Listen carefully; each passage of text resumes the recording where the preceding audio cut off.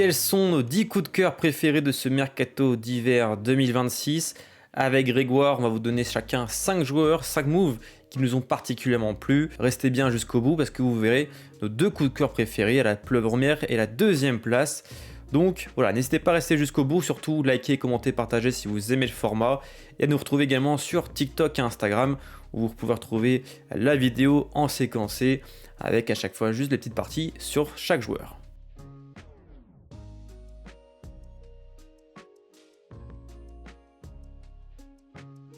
Allez, on commence ce top 10 avec mon premier coup de cœur. Il évolue du côté du FC Porto, donc depuis cet hiver. C'est le Polonais Oskar Petrusewski, un ailier de 17 ans qui n'est pour l'instant pas trop connu. Il jouait du côté de Jagiellona en Pologne. Il a fait quelques matchs de Ligue Conférence, mais surtout c'est un move qui m'intéresse particulièrement parce que le FC Porto, on sait, recrute très bien depuis quelques temps. Là, on parle d'un transfert de seulement 10 millions d'euros. Je dis seulement parce que vu des autres prix sur le marché, c'est quand même assez faible pour un joueur qui excelle avec l'équipe de Pologne Espoir lors des qualifications justement au prochain Euro Espoir, puisqu'il en est déjà à 4 buts, ce qui est pas mal du tout pour un attaquant de seulement 17 ans. Il a déjà joué la Ligue Conférence, il va jouer la Ligue Europa avec le FC Porto, Porto qui est largement premier au classement du championnat portugais. Il arrive quand même pour être le remplaçant de Borja Sainz, qui est notre recrue estivale, qui fait de très bonnes choses d'ailleurs, mais je pense que c'est un joueur qui va avoir quand même pas mal de temps de jeu. Et à mon avis, on va commencer à entendre pas mal parler dans les prochains mois. Donc voilà pourquoi je l'ai mis donc à cette 10e place. Eh ben, on va être parti pour moi pour ma 9e place. Alors je vais être beaucoup moins original qu'Yvan, mais moi je vais rester en Ligue 1 et je vais partir sur un club qui est Tanger. Et non, je vais pas parler d'Abdelli, je vais bien parler de Branco van den Bomen, car je trouve le coup très juste de la part des Angevins qui réussissent à ramener un joueur qui a connu la Ligue 1 et qui a fait déjà de très belles choses avec Toulouse, mais qui, c'est vrai, avait beaucoup plus de mal du côté de l'Ajax. L'année dernière, c'est quand même 26 matchs, 2 buts et une passe décisive, donc dans un club qui a joué plusieurs Coupes d'Europe, donc ça reste un très très beau coup pour les Angevins, surtout que là, lors de ces 2 derniers matchs, il a fait des très belles sorties, donc je pense que Angers a fait un coup, je n'irai pas jusqu'à exceptionnel, mais un très très bon coup en allant le chercher, et je pense qu'il va surtout réussir à maintenir les Angevins. Je pense que c'est typiquement ce genre de coup qui permet à un club de rester en Ligue 1, ce que d'autres clubs qui jouent le maintien n'ont pas forcément réussi à faire, comme je pourrais dire par exemple pour Metz. Donc voilà, mon top 9, c'est Branco. Je pense que les Toulousains ont hâte de le revoir aussi sur les pelouses. Ouais, c'est un bon coup en plus pour Angers parce qu'il arrive en prêt jusqu'à la fin de la saison si je dis pas de bêtises, et ouais, c'est vrai que c'est un joueur qui a beaucoup staté, très bon frappeur de coups de pied arrêtés. Il va faire du bien techniquement à cette équipe angevine après le départ d'Abdelli, donc ouais, c'est logique. Je pense que certains s'attendent pas à ce qu'il soit dans le top 10. Moi, ça aurait été une de mes mentions honorables, mais effectivement, c'est plutôt un bon choix, je pense. On passe à la 8e place et j'ai mis un latéral portugais qui retourne du côté de la Liga, c'est João Cancelo. Alors effectivement, c'est pas non plus la recrue de l'année, on va pas se le cacher, mais c'est un très bon coup de la part du FC Barcelone qui, on le sait, a beaucoup de difficultés financières, très peu de budget. Même si voilà, il aura quand même un salaire important. C'est un joueur qui est déjà passé au club. On le sait que le Barça, la saison dernière surtout, a eu des soucis au niveau des latéraux. Jules Koundé qui n'est pas le plus offensif. On avait à la fin Gérard Martin, titulaire contre l'Inter, qui s'est plutôt bien débrouillé, mais c'était pas non plus un top latéral. Et ça s'est vu un petit peu face à Denzel Dumfries notamment. Et c'est pour ça que je me dis qu'aller chercher un latéral polyvalent comme Cancelo, même s'il n'est pas à son meilleur niveau, il voudra montrer de bonnes choses pour assurer sa place à la prochaine Coupe du Monde. C'est un joueur qui peut jouer à droite, à gauche, qui peut également potentiellement évoluer un peu plus haut sur le terrain, que ça soit ailier ou peut-être même dans l'entrejeu. On sait qu'avec Guardiola, souvent il rentrait au niveau du milieu de terrain, même si c'était pas un pur milieu de terrain.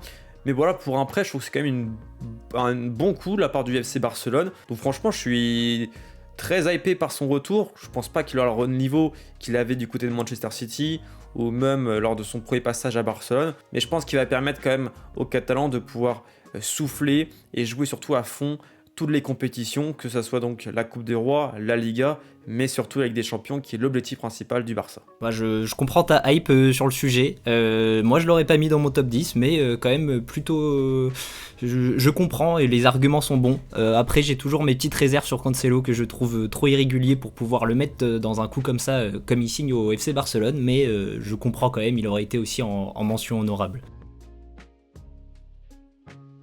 On est donc parti pour mon deuxième coup de cœur, et ce deuxième coup de cœur il va directement envers Julian Duranville. Alors là on va être un peu plus niche par rapport à Branco van den Bomen, mais pourtant ça reste un joueur qui a joué longtemps à Dortmund mais qui n'a jamais réellement réussi à s'imposer là-bas, malheureusement, parce qu'il a quand même un potentiel assez énorme. À Anderlecht il était considéré comme le futur Jérémy Doku, et c'est vrai que le fait d'être parti aussitôt dans un club très huppé et qui ne tourne pas forcément très très bien avec ses jeunes, ça l'a fait plonger. Et là, on a réussi à avoir un très beau prêt de la part du FC Bâle qui a réussi à l'avoir pour 6 mois. Et lors de ces 6 mois, il a déjà joué 2 matchs et il fait des très bon match puisqu'il a déjà réalisé une passe décisive.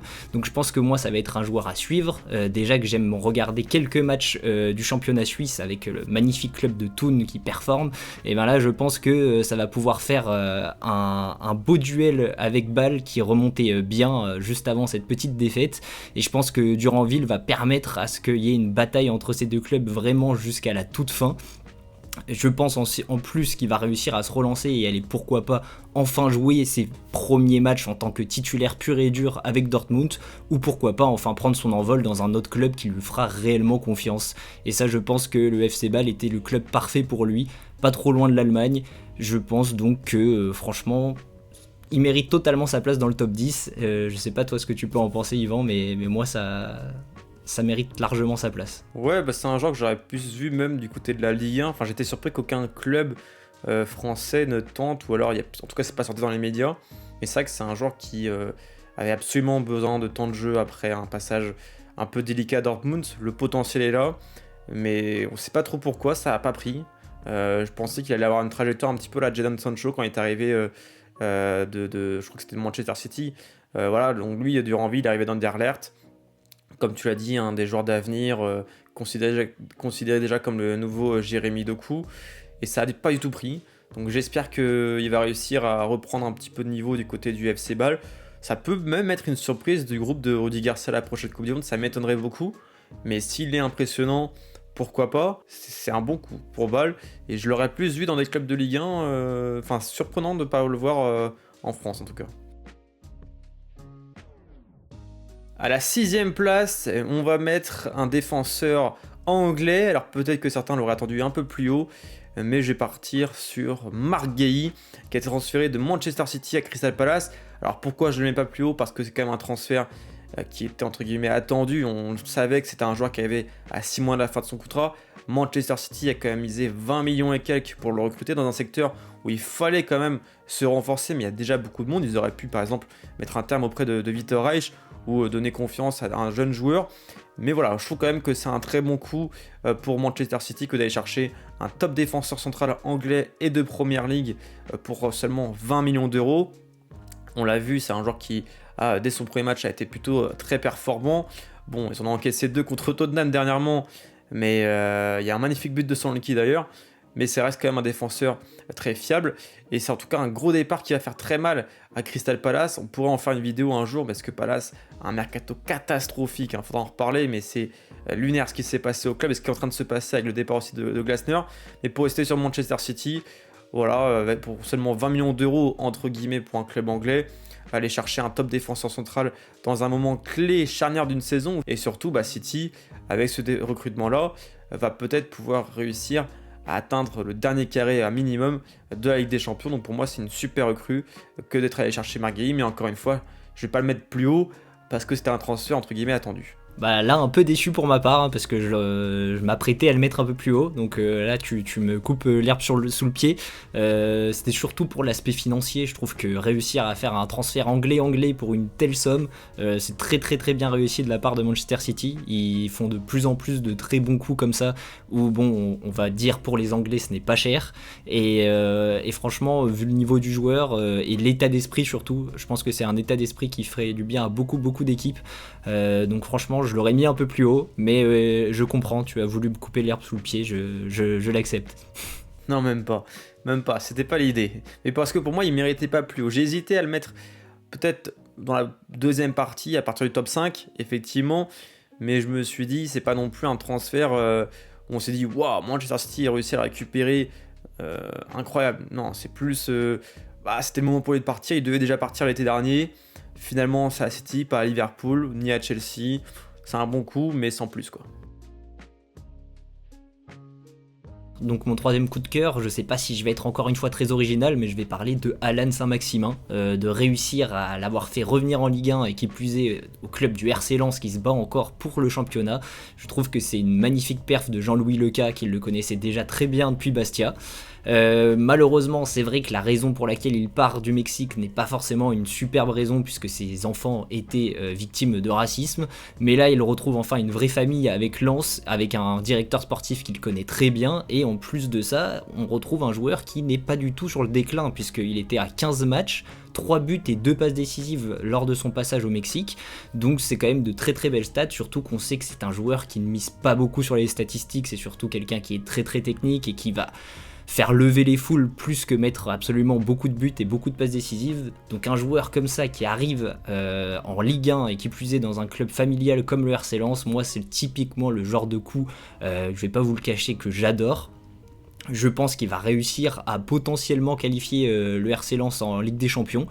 Et même s'il vient que pour 6 mois, c'est vrai que s'il y a Ligue des Champions derrière, ça pourrait être très intéressant de le voir continuer chez les 100 et or. Ouais, c'est vrai que c'est un bon classement, la 5ème place.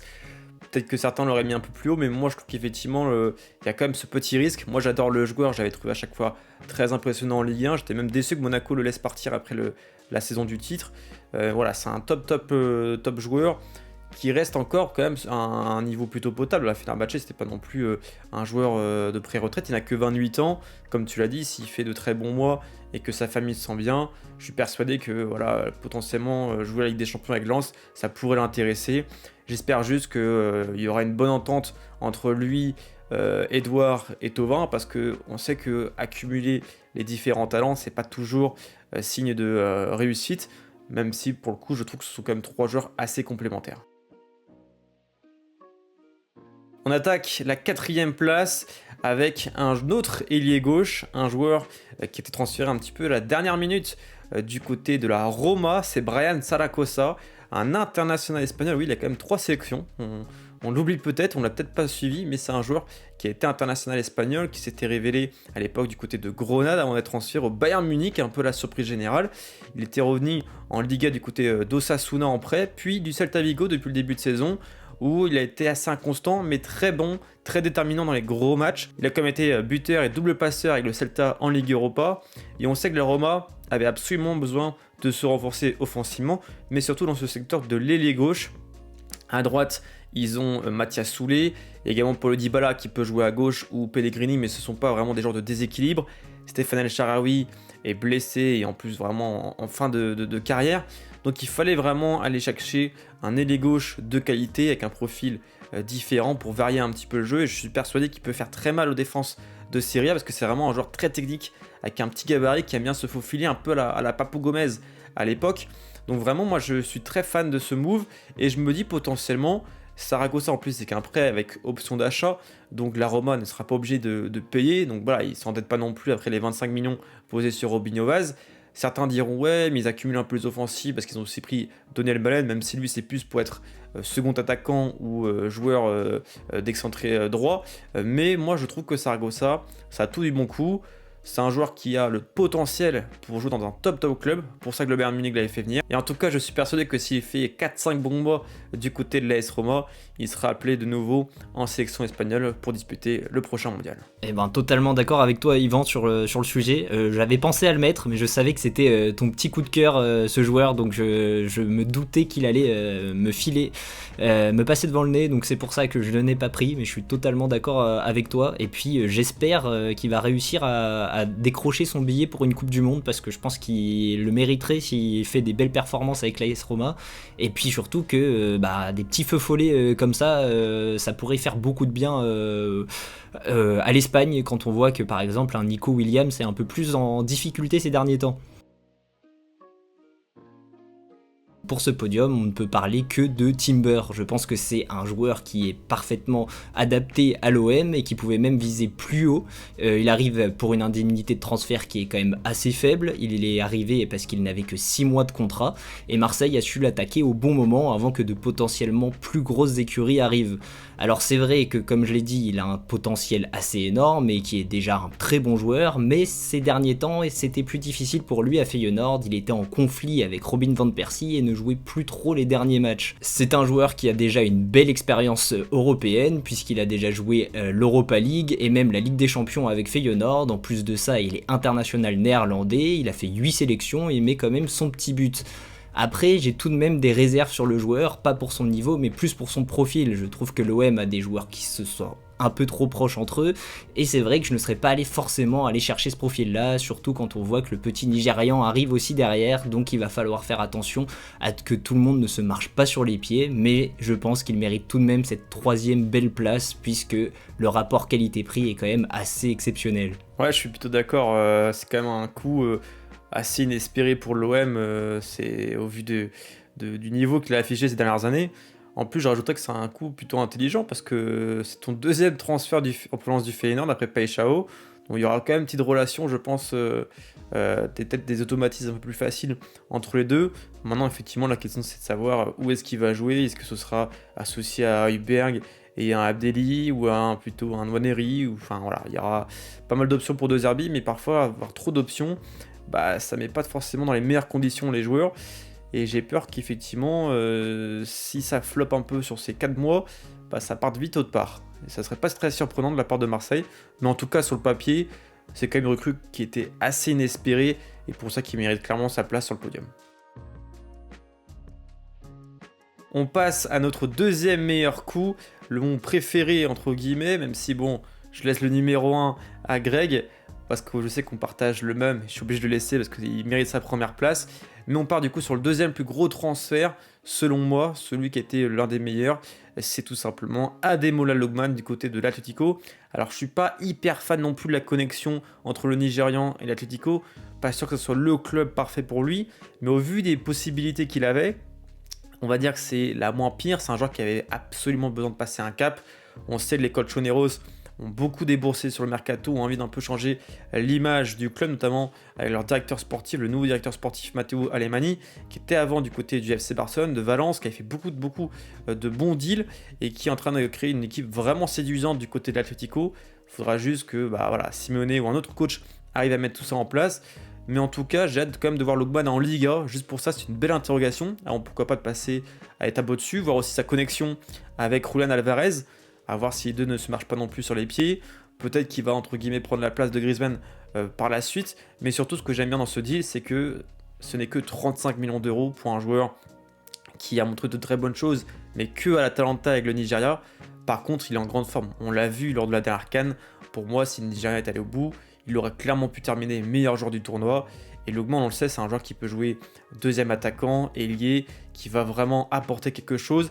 Et c'est un joueur qui sera donc forcément à suivre en Liga, peut-être la nouvelle star de l'Atlético Madrid comme Antoine Griezmann ces derniers temps. Oui, totalement d'accord, mais surtout je suis très content pour lui, il arrive enfin, entre guillemets, alors je pense que les supporters de l'Atalanta vont pas aimer ce que je dis, mais enfin à partir de l'ADA, et c'est vrai qu'il a beaucoup demandé quand on voit comment ça s'est passé en fin d'été dernier avec le potentiel transfert à l'Inter, il arrive enfin à aller chercher un club qui va jouer un peu plus haut et qui va lui donner la visibilité nécessaire pour aller chercher de grandes choses et même avoir des ambitions, donc je pense que ça peut être très très bien pour lui. Et pour l'Atlético, je suis d'accord avec toi, c'est vrai que c'est pas la connexion, la première connexion que j'aurais choisie, mais c'est vrai que ça peut quand même être un coup très intéressant et peut-être qu'on prépare déjà l'après Simeone.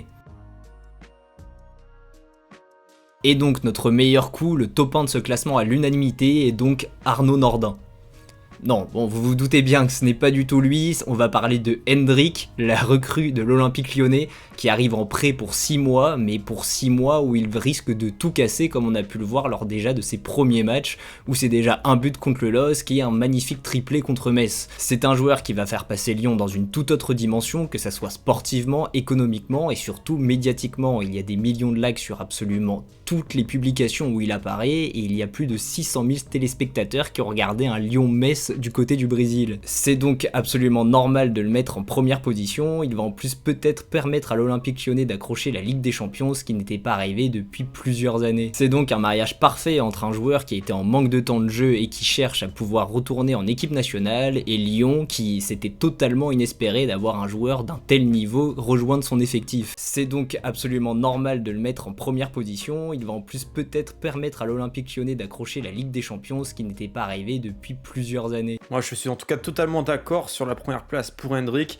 parce qu'en plus de ça, voilà, s'il joue la Coupe du Monde grâce à ses performances à Lyon, peut-être qu'il réfléchirait à rester dans le club rhodanien plusieurs saisons. En tout cas, dites-nous en commentaire si vous êtes d'accord avec nos choix et quel transfert vous auriez bien voulu voir dans ce top 10.